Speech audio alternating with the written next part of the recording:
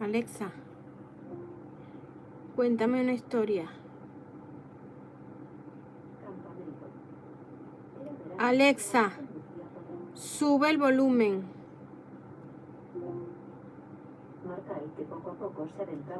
Alexa, sube el volumen. Cuando mamá preguntó, ¿no estás ilusionado? No supe qué contestar, así que, abrazado a mi mochila, seguí observando a través del cristal cómo la carretera se hacía cada vez más camino de tierra y la arboleda daba lugar a un enorme descampado. El camino terminaba en un parking gigantesco donde montones de niños ya se despedían de sus padres y se dirigían juntos a las cabañas. Alexa, Había un bullicio de pico. tell me a story. I can tell you a story, or you can hear a free short story from Audible. You can say your story or Audible story. Which would you like? Your story. Great. Tango night. It was tango night. Our eyes met across the dance floor. He asked me to dance, and I think I said yes. The band leader gave the downbeat, and the tango began.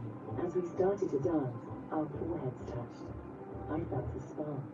It was love at first sight. Alexa, tell me a story. I can tell you a story, or you can hear a free short story from Audible. You can say your story or Audible story. Audible story. All right, here's a story from Audible. This is Audible.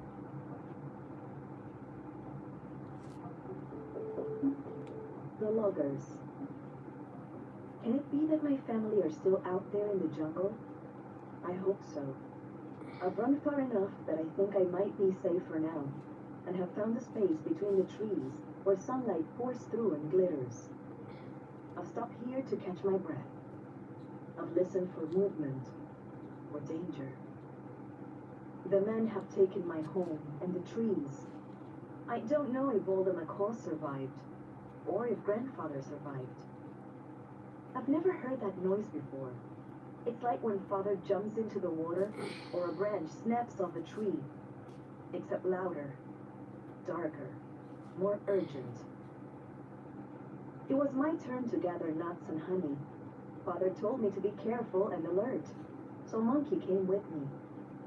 She sat across my shoulders, and as I looked forwards, she looked backwards. Fetching the nuts, McCall appeared on a branch beside me. He seemed distracted and twitchy, more twitchy than usual.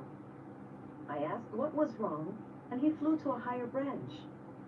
I knew McCall wasn't being rude, but there must be something going on. I cawed up to him, and he looked at me with enough fear, enough terror, to silence me at once. Monkey sensed it too, and scrambled her tiny paws across my back. And that's when I heard it. The first time I've ever heard it. Louder than the loudest thing. The air shuddered and trembled, and when I looked up again, McCall was gone. What was the sound? And why was McCall so afraid? Monkey darted away into the depths of the jungle. Why was Monkey so afraid? And where were jaguar, snake, or gorilla? Then the sound again. And this time, I heard a shout. A shout in pain? I had to get back. As soon as I was close to home, I called out for mother and father, and as the sound rose in my throat, I saw a man. A man of the Garai. Uncle had warned me of them, and father and grandfather had drawn him in the ground. The things on his feet, the weapon in his hand, so that I would recognize him. I saw grandfather lying motionless on the ground, with his bow and arrow at his side, and his staff across his chest. The man was walking in a circle, with the weapon in front of him, and he was looking in the trees and not keeping his eye off anything for too long. There were others who looked just like him moving behind our huts. They called to each other. I was alone. I stayed still, crouched behind a tree. But then there was a sound like the earth was quaking, like the sky was falling, like the water was rising, and I saw trees in the distance falling to their knees. A flash of brilliant red. Macaw! Macaw, what's happening to the trees? Can you see? He told me that if he made himself visible, they'd take him too, and I had to stay quiet. I gestured so wildly for him to escape that I almost lost my balance and a stick cracked under my foot. The man's head turned at the noise and he came towards me. I curled up in the hope that I could become the size of one of the leaves and he wouldn't see me. He came so close that I could hear the blood pumping in his own chest. He would find me. He would definitely have found me. But then there was a tremendous cry of caw, caw, caw, as 50, 100, 1,000 macaws flew through the trees towards the man. And that's when I ran away. So fast, down routes only I know. I didn't look back to see if the man with the weapon was following me. I couldn't look back to see if grandfather would ever get up. I just had to keep running. Ignore more explosions of noise. I had tears in my eyes for the trees. I still have tears in my eyes for the trees. I have to find my family. I suppose we'll move to a new home and we'll build our huts again. But what if the men keep coming for us? The ground is glittering. While I'm lying here beneath the sun and the leaves, I'm glittering too. Why would those men do this? Just to take our trees? I'll get up and run again in a moment. Just give me a moment. You've been listening to The Loggers by Lydia Thompson, performed by Laura Cucurulo. This story was brought to you by Audible. Alexa, tell me a story. Iniciando The Legacy of the Crimson Pendant, The Forbidden Touch de Vivi Naive desde Kindle. Leído con el asistente de lectura Kindle. There are 2 hours left in the book. Caelan knelt. It was not a posture of supplication, but of resignation. The shadow chains, forged by the very pact that bound him to the realm, coiled around his chest, not to subdue him, but to channel the pain. In front of him, on an obsidian floor that reflected the eternal night sky, a brazier burned. It did not burn wood, it burned magic. Time is up. Guardian the advisor's voice, Lord Cygnus, was as sharp and cold as ice. The portals are weakening. The mist is filtering through. The toll must be paid.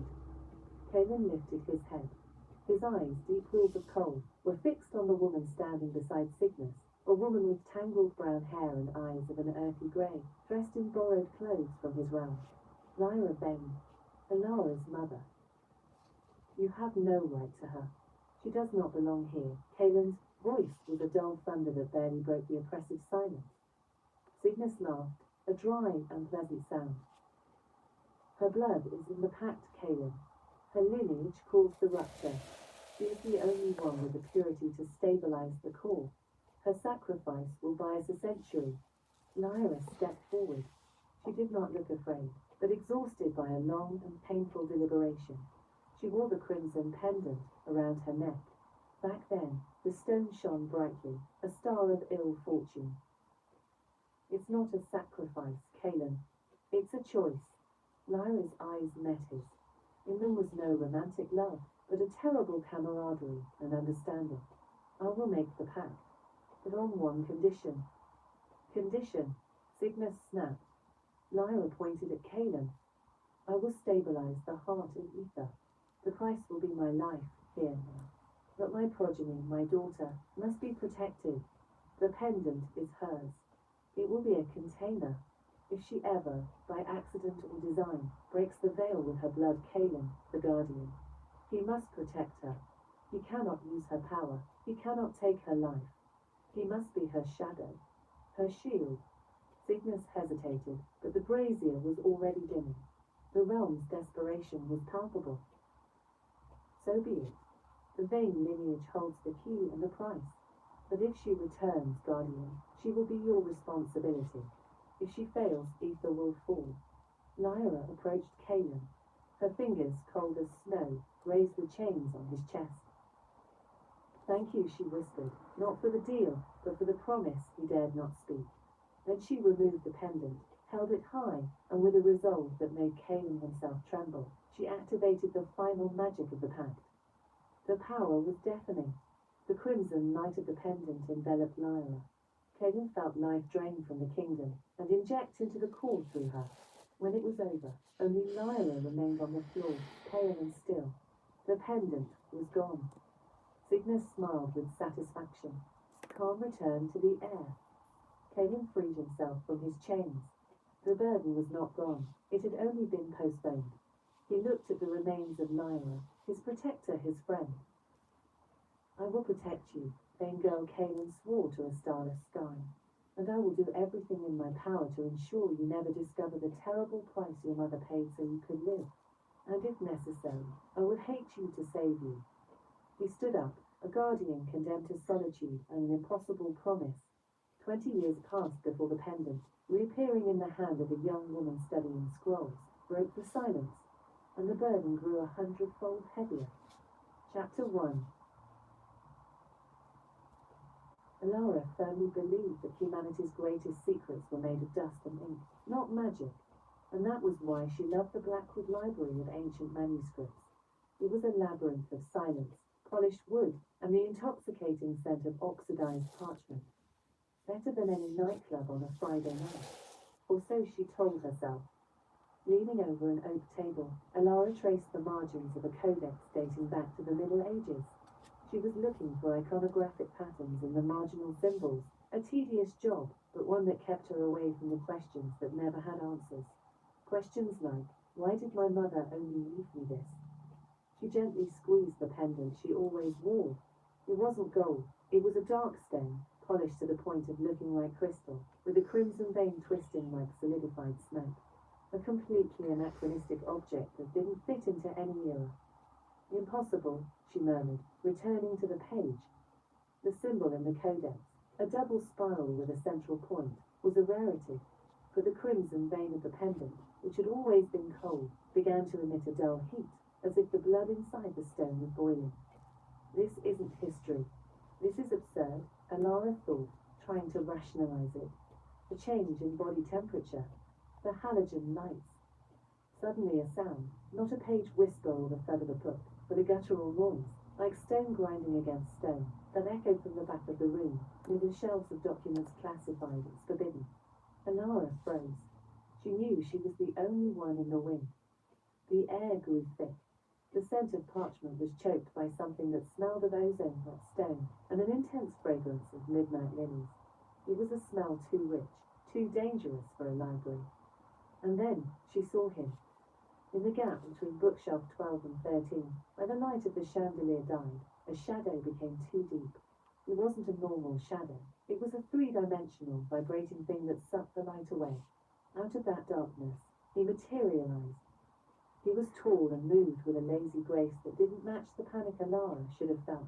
He wore clothes that looked like ancient silk, so dark they almost merged with the shadow from which he had emerged. But what struck her were his eyes. They were older than the library itself, an anthracite tone with no discernible iris, staring at her with a mix of boredom and a predatory urgency. His lips curled into a thin line, and his voice was a deep whisper that vibrated off the wood. "The pendant.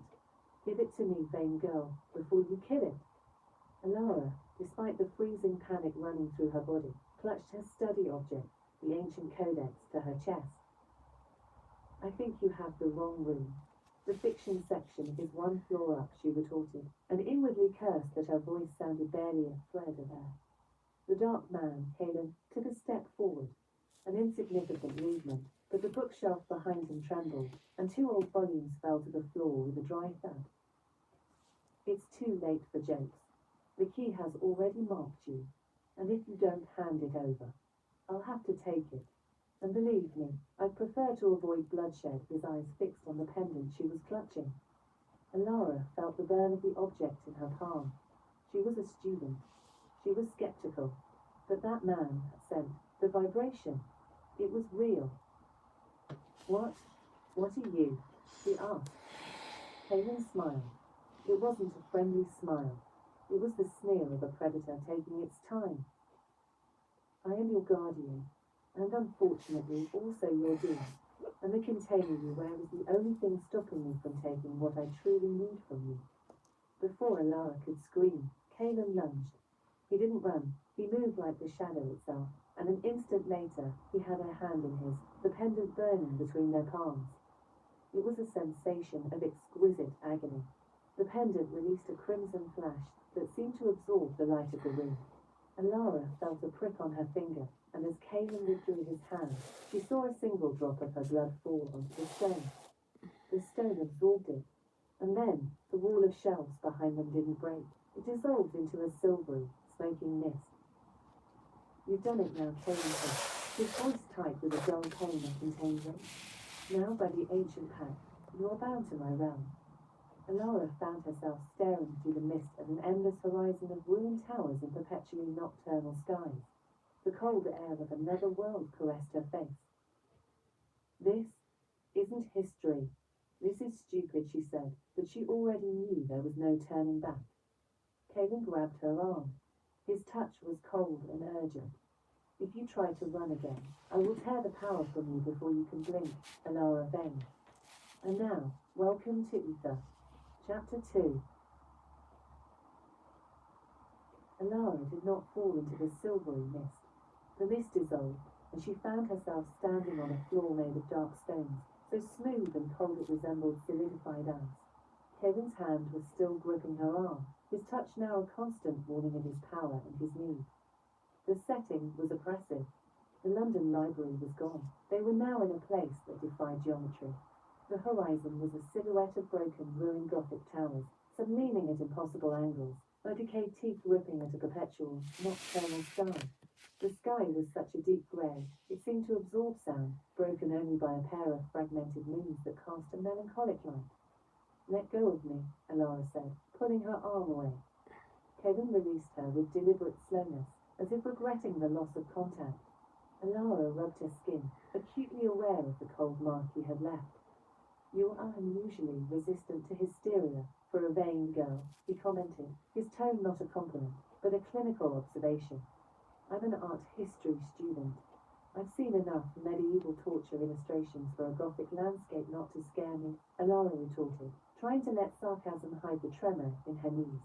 What the hell is place? And what does vain girl mean? Kevin ignored the first question. Your lineage, you and the pendant.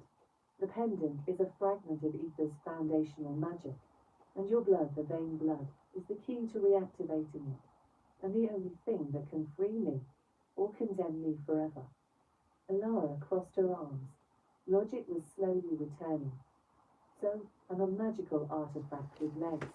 I'm sorry, my thesis is on fertility symbolism in classical Greece, not on being a magical battery for a brooding man. Take me back. Kaelin's expression hardened. The already cold air seemed to drop several degrees. I have no intention of harming you for now, though your presence here is costing me considerable effort.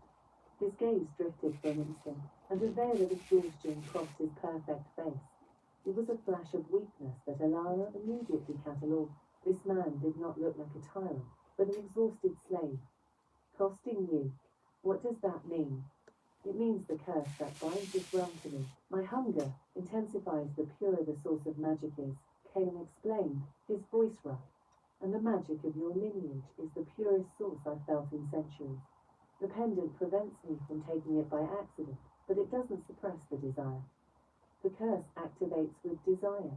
Touch is dangerous. The logic of fantasy was starting to click, and it was horrifying. Alara looked at the ruins, searching for a door, an obvious escape route. There was nothing but dancing shadows, and the echo of her own breathing. Fine, Alara said, in the tone of a student reluctantly accepting a despised research project. If I have to stay, I need information. I am a detective of the arcane. Show me the rules. Show me why your curse needs me, and not just anyone. Show me where the records of my mother are. Kaelin watched her. For the first time, his expression was genuine astonishment. You are not afraid. Of course I'm afraid, but I'm practical. If a creature of shadow kidnaps me, my best chance is to understand the creature of shadow. Or would you prefer I stay here screaming and accidentally activate more portals? Kaden smiled, and this time, the smile was almost a promise. Alara felt a shiver that wasn't just ether's cold. You have your mother's cunning. Follow me. I will take you to what remains of the castle. But understand this, vain girl, I'm not your friend, nor your guide. You are a secret I must protect. You are under my surveillance. And here, my word is law. Understood. Understood, Alara said, picking up her fallen book bag. Good.